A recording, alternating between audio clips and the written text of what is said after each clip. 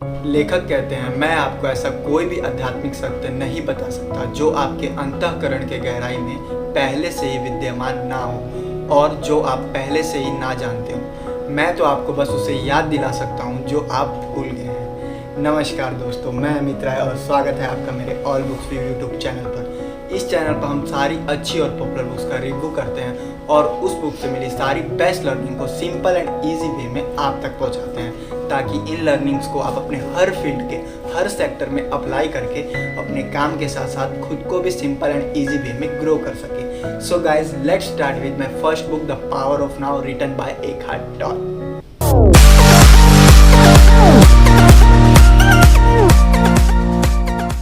दोस्तों, इस book the power of now में लेखक हमें बताते हैं कि कैसे हम लोग माइंड के लेवल पर मैक्सिमम टाइम अपने पास्ट और अपने फ्यूचर में ही रहते हैं, जिस वजह से हम अपने प्रेजेंट मोमेंट को यानी अब को यानी वर्तमान को जीना भूल जाते हैं। देखो दोस्तों, बॉडी के लेवल पर प्रेजेंट में रहना तो आसान है, बट माइंड के लेवल पर प्रेजेंट में रह पाना बहुत ही मुश्किल है और उसका प्रेजेंट में रहना बहुत ही ज़रूरी है। तभी हम अपने किसी भी काम में, चाहे वो बिज़नेस हो, चाहे जॉब हो या फिर स्टडी हो या फिर कोई भी एक्सरसाइज हो या कुछ भी हो, उसमें अपना पूरा 100% दे पाएंगे।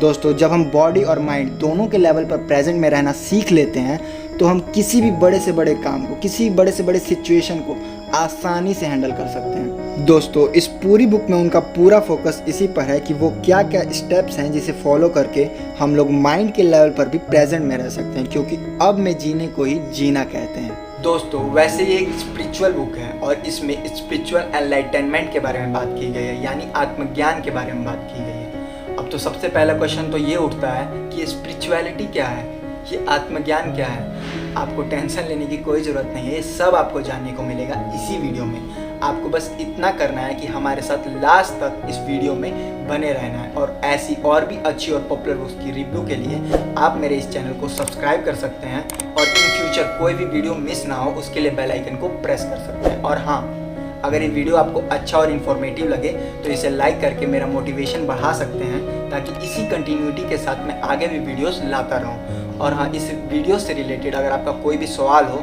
तो आप कमेंट में मुझसे ज़रूर पूछ सकते हैं। आगे बढ़ते हैं और जानते हैं कि स्पिरिचुअलिटी, ये आध्यात्मिकता क्या है।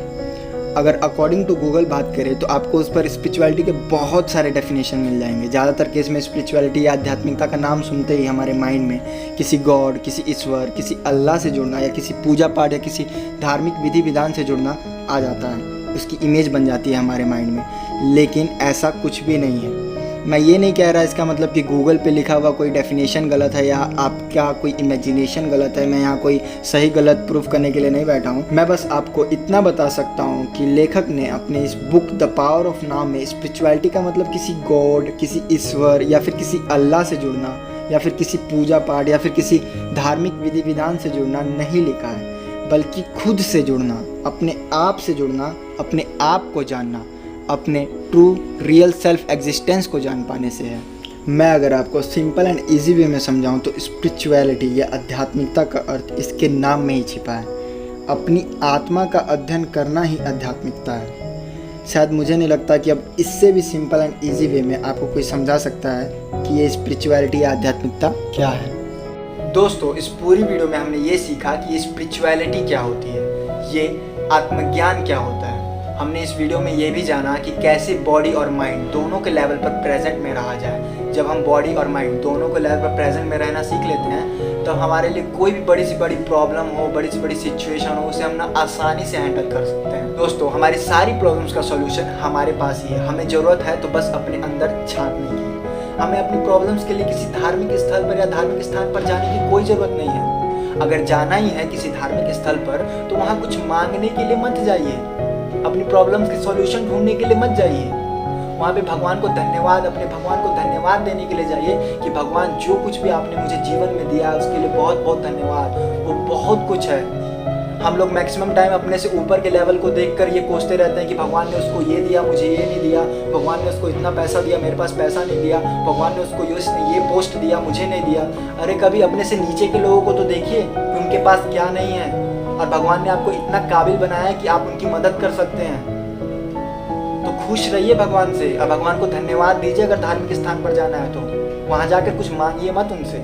लेखक इस बुक में लिखते हैं कि you are not your mind, यानी हम लोग अपना मन नहीं है।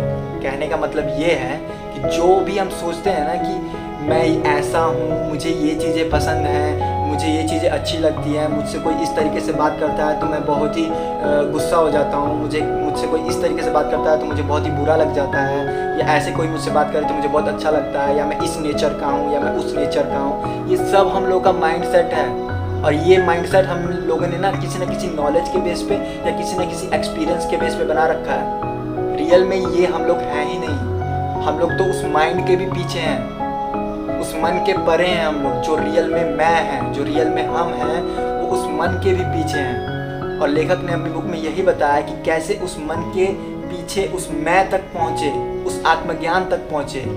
ये पहली सीढ़ी है। जब हम लोग अपने मन से अपने मैं को, अपने आप को ग्रहण करना बंद करते हैं, तभी हम आत्मज्ञान की पहली सीढ़ी को पार कर सकते हैं। ये सब आपको जानने को मिलेगा हमारी नेक्स्ट वीक की दूसरी वीडियो में। तब तक के लिए दोस्तों, पूर्ण विराम।